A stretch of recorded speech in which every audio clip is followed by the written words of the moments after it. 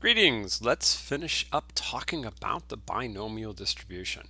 Okay, so we have so far looked at one example of the binomial, but we need to go back over and do at least one more and then actually talk about the normal approximation to the binomial. So as we saw in the last video, is that a binomial distribution is made up of a sequence or a series of Bernoulli trials. So if we have a fixed number of Bernoulli trials, we know that we're going to get a binomial distribution, or a binomial random variable x is the total number of successes in n independent Bernoulli trials on which each trial the probability of success is p. And the way we notate the model for the binomial is very similar that we did for the normal, in that we say it is b of n by p, where n is the number of trials and p is the probability of success on any one individual trial. Okay, and we also saw the really cool formula for calculating binomial probabilities. We saw that it's made up basically of two parts. There's the n choose x, that's the combinations notation, which says, how many different ways can I get the probability of seeing the binomial random variable take on that many successes, where the p of x times q to the n minus x, those are the probabilities of success and failure raised to their appropriate powers. Okay, don't sweat it too much, because as we talked about in the previous and showed in the previous video, RStudio is quite good at calculating that. Now, what is important and should definitely show up in your comp book is this part right here, which is, how do I decide whether it is a binomial situation or not, whether the binomial probability distribution and the associated functions in RStudio or R are the appropriate ones that I should be using. Okay. All right. So one last thing that you definitely need to have in your comp book is how to find the mean and the standard deviation of a binomial random variable. And the problem we're about to work here needs these two formulas. So these formulas definitely need to be in your reference book. So you want to make sure you've got those under what's going on with the binomial. So just to quickly recap on these, this is n times p, which is the expected value, is another way of talking about it. So it's the number of trials times the probability of success. Okay, and then the standard deviation of the binomial, that's given times n times p times q, square root of that. Alternately, just so that we have it in here for completion, we could also talk about the variance of the binomial, and the variance, that's going to be n times p times 1 minus p. Or equivalently, just another quick reminder, remember that q is equal to 1 minus p, and so many times you'll see this, instead of being written as n times p times 1 minus p, it'll be written as n times p times q. Okay, so you got to be used to seeing either one of those notations. It's pretty common that they switch back and forth between the two of those. All right, so let's go ahead. I didn't want to blank just yet. Hang on, I'm going to need a blank in just a minute here. Let's go take a look at 3.29. Okay, so 3.29 is an extension of 3.27. It says we know that about 70% of 18 to 20-year-olds consume alcohol beverages in 2008. Ooh, underage drinking. We now consider a random sample of 50 18 to 20-year-olds, and we want to know how many people would you expect to have consumed beverage? What is the standard deviation? Would you be surprised if there was 45 or more people who consumed alcoholic beverages? What is the probability of 45 or more people, etc.? Okay, so what I've done is I've gone ahead and cut and paste this into RStudio for us, so that question is already in here for us, so we can just work in here. All right, so how many people would you expect to have consumed alcohol beverages? Now, a key word here is expect, synonymous with mean. When you see expect, what they're really asking you to do is calculate mu. So in other words, they want you to find the mean. So when you see expectation or expected value or expect, you need to just say, oh, they're asking me for the mean here. All right. And they also want us to know what the standard deviation is. Okay, so based on those formulas that we're just looking at, let's go ahead and insert an R chunk. And let's go ahead and actually just do the calculations here. So we know that the mean is going to be n times p. Then it told us that there was 50 in here and that p is equal to 0.7. So the mean is going to be n, which is 50, times p, which is 0.7. So that's going to be equal to our mean. And then our standard deviation is going to be squirt, SQRT, of n, which is 50, times p, which is 0.7, times 1 minus p, which you can type that in as 1 minus p if you want, but I know that that's 0.3, so I'm going to go with that right away, 0.3, okay? All right, so let's go ahead and execute that chunk. And we get that the mean is 35. We'd expect about 35 of those 50 to be underage drinkers, those bad children. And then the standard deviation is about 3.24 children. So down here, let's go ahead and say we would expect about 35 to drink with an SD of 3.24. We'll just go out 2 places. Well, actually, we'll go out 3, but it rounds off to 3.24. Okay, sweet. All right, cool. Now, would you be surprised if there were 45 or more who had consumed alcoholic beverages? So how do we go about that? So what do we mean by we'd be surprised? So to be surprised means, excuse me, that we would think that that would be rather unusual. It would be an unusual event to see 45 or more people who have consumed alcoholic beverages. So let's go over to a whiteboard. Let's go get on a whiteboard here so we can actually do a little bit of drawing.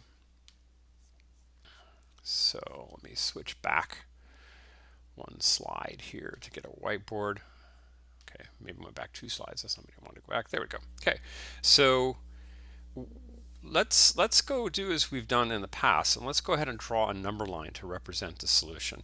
So just so you know here, I'm going to do part B and part C in combination here. You'll see in a minute why I'm saying that. We'll go back and look at the question. But a good way to approach this problem is to think about, what do they mean by unusual? Well, that means it would be highly improbable, wouldn't it, right?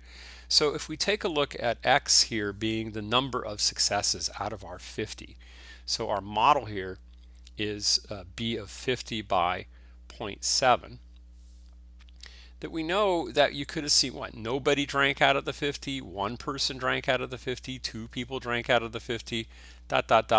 up to what? 43 people drank out of the 50, 44 drank out of the 50, 45, 6, 47, 48, 49, and then all the way up to all 50 of them were booze hounds, right? Okay, so what is the question? What did they ask for us? Well, they wanted to know, is it unusual, or would we find it unusual for us to see more than 50, or excuse me, more than 45? Here, let's go back for just a second to the question so we can refresh our memories here. It says, would you be surprised if there were 45 or more? So that's important, not just 45, but 45 or more of these people were consuming alcoholic beverages. So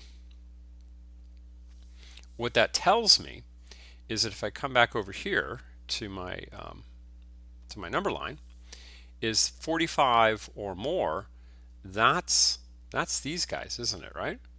That's these folks here. In other words, that's these outcomes, excuse me, these are the possible outcomes that I would be seeing coming out of my binomial distribution.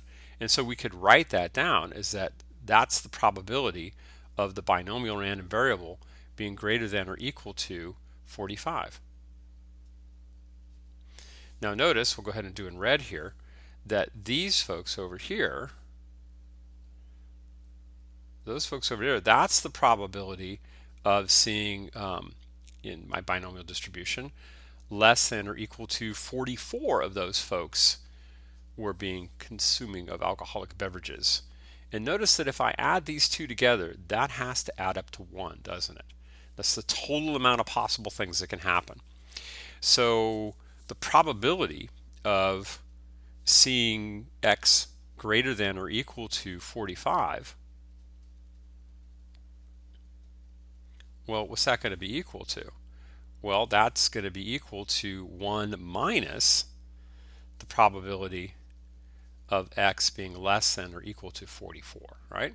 Now, why am I interested in writing that way? Well, because hopefully from the last one, you see that what I'm going to do here, the last one being the last video, right, is that I know that this is a p-binom, okay? And it's a less than or equal to. And so this is going to be 1 minus p-binom 44, and then put in my parameters here, which are 50 by 0.7. And so that would be the probability of seeing 45 or more drinkers in this distribution. Okay, so let's go over and put that into RStudio.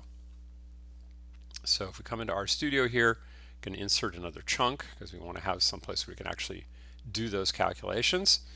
And so we want to type in 1 minus p-binom. And then we'll put in 44. You see, hopefully you see where the 44s come. If you back up the tape and watch it this video and watch it one more time, if you don't see where I'm getting that 44 from. And then 50 by 0.7. Okay, so let's go ahead and run our chunk. And it's a pretty small probability of that occurring, right? It looks like rather small, 0.0007. So that would be rather unusual. I would not expect out of those 50, if the probability of success of finding a drinker in this distribution is 0.7, right? Or 70% of the time you randomly select somebody out of this and you expect them to be an underage drinker, you would not expect to find that many of them in a group of 50, particularly if they were random, right? I've got to keep that in mind that we're assuming this is a binomial distribution, so they're all independent of each other. It's not just a party you walk into where everybody's drinking. That's a whole different scenario completely. So my response here would be, yes, it is highly unlikely that we excuse me, we would see 45 or more underage drinkers in a group of 50 in a randomly. I'm going to just drive that home.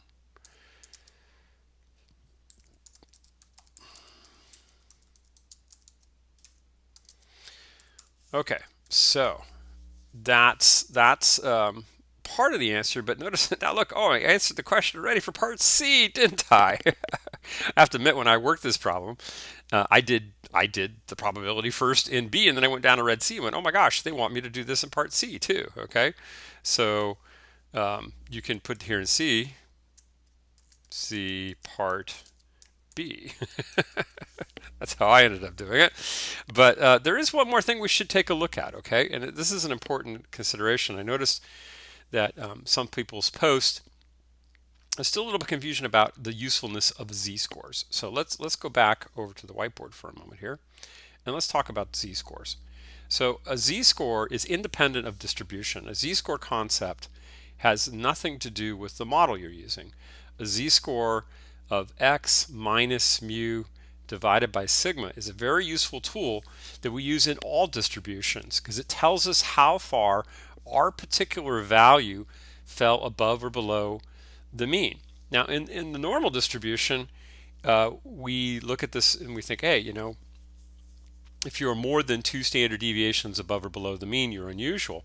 But it turns out in most distributions that if you are a large number of standard deviations above or below the mean, then you are a very unusual event, and you're something that would be highly unlikely to have been seen. So let's try that in this particular distribution.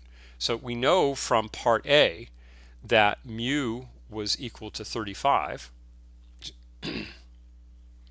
and that sigma was approximately 3.24. So that tells me that my z value here is going to be, well, what?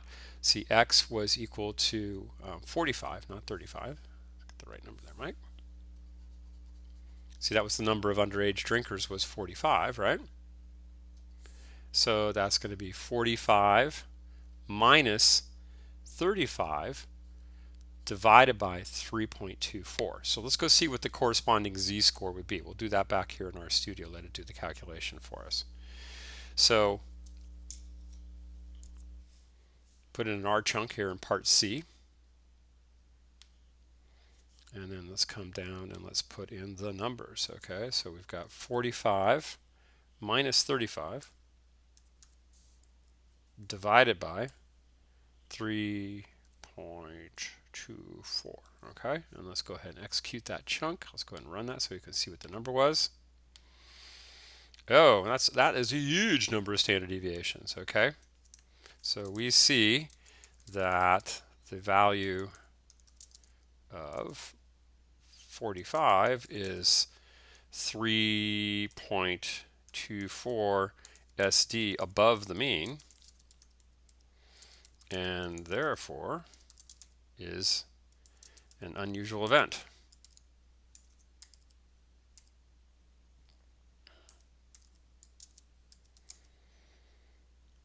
Okay, all right, so hopefully that all made a lot of sense. Let's go back to the whiteboard because I've got a few more things we need to talk about before we end this video. So as it turns out, we very often need to use a normal approximation to the binomial. And the reason, as we'll see as we get further on, is that the binomial becomes unwieldy and really not very easy to work with when the number of samples starts to get large.